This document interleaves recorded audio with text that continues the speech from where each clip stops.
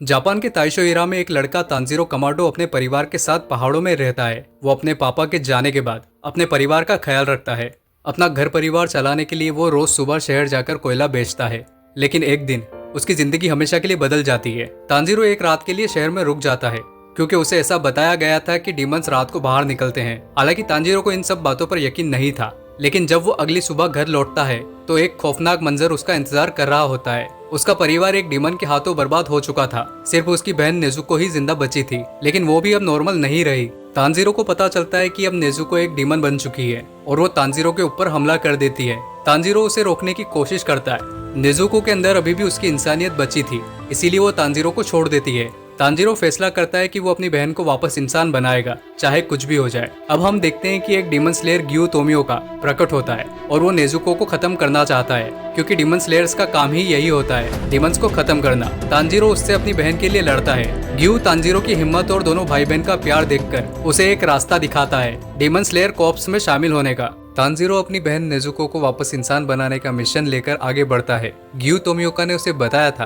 कि सकोंजी उरोकोदाकी नाम के एक पुराने डीमन स्लेयर हैं जो उसकी मदद कर सकते हैं। तांजीरो नेजुको को एक बॉक्स में छुपाकर पहाड़ों के रास्ते चल पड़ता है, लेकिन ये सफर इतना आसान नहीं है। खतरा हर मोड़ पर उसका इंतजार कर रहा है। सकोंजी उरोकोदाकी से मिलने से पहले रास्ते में तांजीरो का एक भयानक डीमन से सामना होता है। ये डीमन तेज और खतरनाक है और तांजीरो पे हमला कर देता है। तांजीरो अपनी कुल्हाड़ी से उसका मुकाबला करता है। फाइट के दौरान तांजीरो की हिम्मत और स्किल्स दिखाई देती है।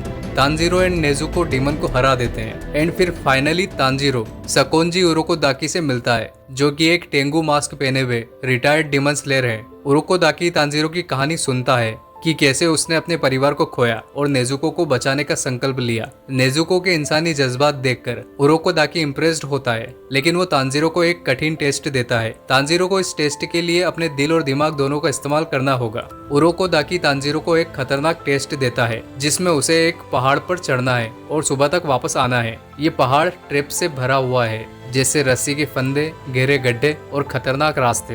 तांजीरो अपनी पूरी ताकत लगाता है, लेकिन समय कम है और थकान अब उसे घेर रही है। उसका एक ही मकसद है, नेजुको के लिए डीमन स्लेयर बनना। तांजीरो सभी मुसीबतों और कठिनाइयों का सामना करके उरोकोदाकी के दिए टेस्ट में पास हो जाता है और फिर शुरू होती है तांजीरो की हार्ड ट्रेनिंग। उरोकोदाकी तांजीरो को वाटर ब्रीथिंग स्टाइल सिखाना शुरू करता है। 1 साल के हार्डवर्क और उरोकोदाकी के 1000 ताने सुनने के बाद आखिरकार वो दिन आता है जब सकुंजी उरोकोदाकी तांजीरो से कहता है कि अब मेरे पास तुम्हें सिखाने के लिए कुछ भी नहीं बचा है, क्योंकि तांजीरो अब लगभग सब कुछ सीख चुका था। दूसरी तरफ इस पूरे टाइम में नेजुको बस सोती रहती है। इसके बाद हम देखते हैं कि उरोकोदाकी तांजीरो को एक बड़े गोल पत्थर के पास ले जाता है और उसे उस पत्थर के 2 टुकड़े करने का टास्क देता है। अगर तांजीरो उस पत्थर को काट देता है तो उरोकोदाकी उसे डीमन स्लेयर बनने की परमिशन दे देगा। तांजीरो को ये काम नामुमकिन सा लगता है, क्योंकि यार तलवार से इतना बड़ा पत्थर काटना कोई हलवा नहीं है। 6 महीने तक दिन रात कोशिश करने के बाद भी तांजीरो पत्थर को काट नहीं पाता है। तभी उसके पास लोमड़ी का मास्क पहने हुए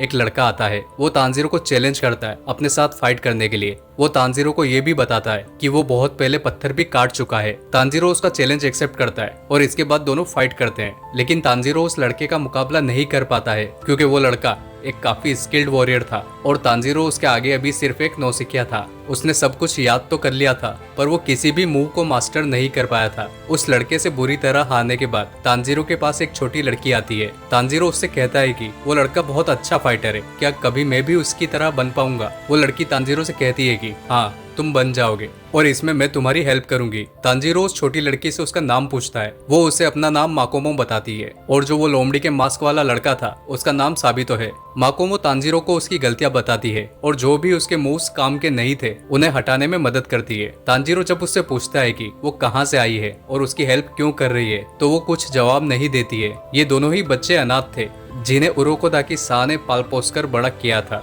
माकोमो तांजीरो को बताती है कि उसकी ही तरह वहाँ पर और भी बहुत से बच्चे थे जो तांजीरो को हमेशा देखते रहते थे। इसके बाद माकोमो तांजीरो को टोटल कंसंट्रेशन ब्रीथिंग के बारे में डीपली समझाती है कि किस तरह इस टेक्निक को मास्टर करके पावरफुल बना जा सकता है। हालांकि सभी बातें तांजीरो के सर के ऊपर से जाती है। माकोमो उससे कहती है कि खूब मेहनत करके वो ये स्किल मास्टर कर सकता है। इसके बाद तांजीरो 6 महीने फिर दिन रात मेहनत करता है एंड फाइनली वो साबितो को चैलेंज करता है। इस बार तांजीरो साबितो के ऊपर एक जोरदार वार करता है जिससे साबितो का मास्क कट जाता है, लेकिन उसके चेहरे पर एक स्माइल आ जाती है। अब माकोमो तांजीरो से अपनी ट्रेनिंग को ना भूलने और जीत कर आने का कहकर गायब हो जाती है। साबितो भी अचानक से गायब हो चुका था और साथ ही तांजीरो को पता चलता है कि उसके हमले से साबितो के मास्क के नहीं बल्कि पत्थर के 2 टुकड़े हो चुके थे। शायद माकोमो और साबितो बस तांजीरो की हेल्प करने ही आए थे और अपना काम पूरा करके वो चले गए।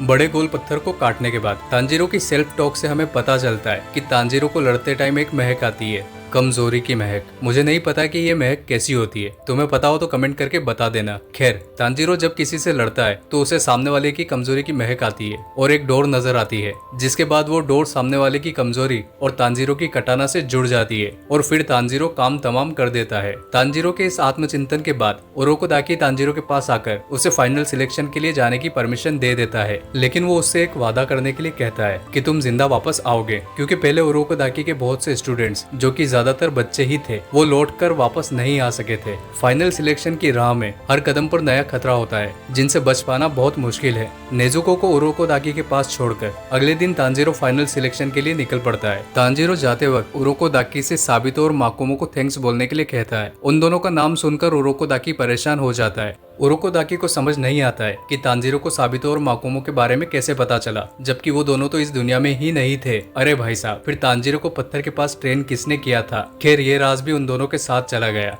तांजीरो विस्टेरिया के सुंदर फूलों के बीच से होता हुआ उस जगह पहुंच जाता है जहां और भी कई कंटेस्टेंट्स डिमन स्लेयर बनने के लिए आए हुए थे। यहाँ उसे और बाकी सबको पता चलता है कि इस जगह का नाम फुजिकासाने पर्वत है एंड यहाँ पर बहुत सारे डिमंस है जिन्हें डिमन स्लेयर्स ने कैद कर रखा है, और वो कैद है विस्टेरिया के फूलों की वजह से, क्योंकि डिमंस इन फूलों से डरते हैं। पर अब ये फूल नहीं खिलने वाले हैं, इसीलिए डिमंस का बाहर आना लाजमी है। तो अब जो भी लोग 7 दिनों तक डिमंस का सामना करके जिंदा बच जाएंगे वही डिमन स्लेयर बन पाएंगे। तांजीरो 7 दिनों तक जिंदा रहने का लक्ष्य लेकर आगे बढ़ता है, लेकिन जल्दी उसका सामना एक साथ 2 डिमंस से हो जाता है। 2 डिमंस को देखकर तांजीरो थोड़ा घबराता जरूर है, लेकिन वो खुद को शांत करके अपनी ट्रेनिंग को याद करता है और जल्दी ही तांजीरो दोनों डिमंस का सर उड़ा देता है। डिमंस का सफाया करने के बाद तांजीरो की आंखों में खुशी के आंसू आ जाते हैं और उसे उरोकोदाकी की वो बात याद आती है जब उन्होंने उसे बताया था कि डिमंस को मारने का बस एक ही तरीका है, वो ये कि उनका सर उड़ा दो, लेकिन सिर्फ डिमन स्लेयर्स के लिए स्पेशल बनाई गई निचिरिन स्वॉर्ड से, क्योंकि नॉर्मल स्वॉर्ड से डिमंस को नहीं मार सकते हैं। 2 कमजोर डिमंस को मारने के बाद तांजीरो का सामना अब एक बड़े और खतरनाक डिमन से होता है, जिसके बारे में माकोमो साबितो से पूछती है कि क्या तांजीरो उससे जीत पाएगा, लेकिन साबितो भी नहीं जानता था कि आखिर आगे क्या होने वाला है। खैर, वो डिमन तांजीरो के मास्क से ये पहचान लेता है कि तांजीरो उरोकोदाकी का स्टूडेंट है। इसके बाद डिमन उसे बताता है कि वो उरोकोदाकी के कई स्टूडेंट्स को पहले भी खा चुका है, जिनमें माकोमो और साबितो भी शामिल है, और अब वो उसे भी खा जाएगा। डिमन की बातें सुनने के बाद तांजीरो का पारा बहुत ज्यादा हाई हो जाता है, जिसके बाद वो डिमन को निपटा कर ही दम लेता है।